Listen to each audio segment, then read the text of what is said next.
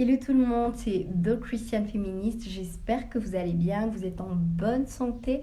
Moi, ça va très bien par la grâce de Dieu et grande est ma joie de vous retrouver encore aujourd'hui par cette nouvelle vidéo. Alors aujourd'hui, je voudrais que l'on entre tout de suite dans le vif de notre sujet en établissant un fait.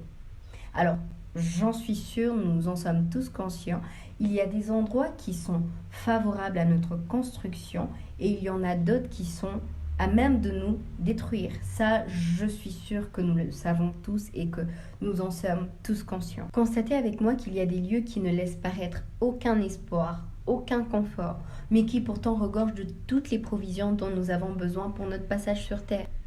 Alors c'est vrai, il faut dire que nous ne sommes pas éternels sur Terre. Néanmoins, il est important que notre passage ait été nécessaire et utile. Alors j'ai envie de le dire comme ça, même le plus petit de tous, limite celui qu'on pense être peu sérieux parmi tous, que l'on soit de ceux qui le proclament tout haut ou que l'on fasse partie de ceux qui n'osent jamais l'avouer, chacun d'entre nous se reconnaît toujours une quelconque vocation. Notre fort intérieur se charge toujours de nous rappeler que si nous sommes comptés parmi les vivants, ce n'est pas en vain, c'est pour une mission bien précise. Écoutez, certes de différentes manières, mais si nous sommes honnêtes avec nous-mêmes, chacun de nous a déjà ressenti ne serait-ce qu'une seule fois ce feu intérieur, cet ardent désir qui en arrive parfois même à faire tressaillir nos entrailles au plus profond de nous, nous rappelant que nous sommes capables d'offrir quelque chose au monde.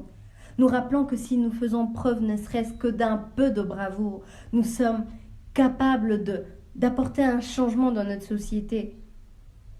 Écoutez, nous pouvons tous ressentir cet appel à une quelconque mission que nous sommes censés accomplir.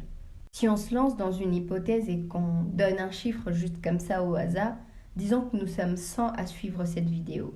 Alors, nous pouvons donc nous permettre de dire qu'il y a plusieurs personnes et qu'il y a donc plusieurs lieux, chacun se trouvant à un endroit bien précis.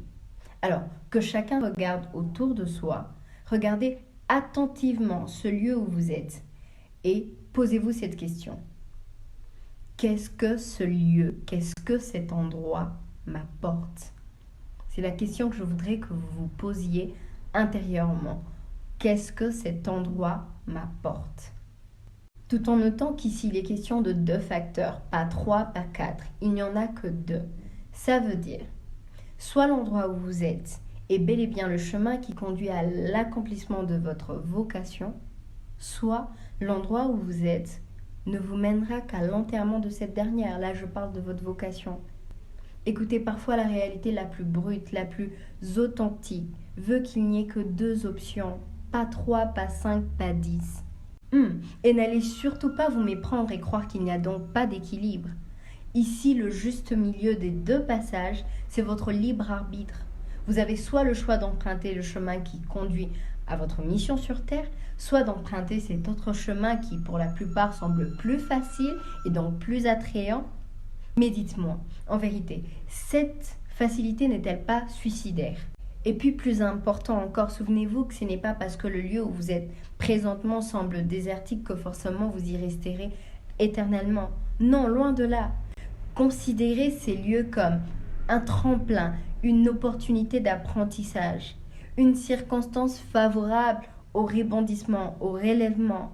Ah mais vous me direz, les autres sont mieux ailleurs? Gloire à Dieu! Les autres prennent leur élan et vous avez même l'impression qu'ils prennent de l'avance sur vous. Mais gloire à Dieu! Vous n'êtes pas les autres. Et je pense que cela est amplement suffisant pour vous rappeler qu'il est normal que votre parcours soit différent de celui des autres. Oh mais respirez un grand coup, soufflez et revenez à l'essentiel et dites-vous bien que si le prix à payer pour partir de ce monde en ayant la conscience tranquille que vous avez achevé votre mission sur Terre, c'est de passer par où vous êtes présentement, alors c'est un grand oui, parce que cela en vaut la peine.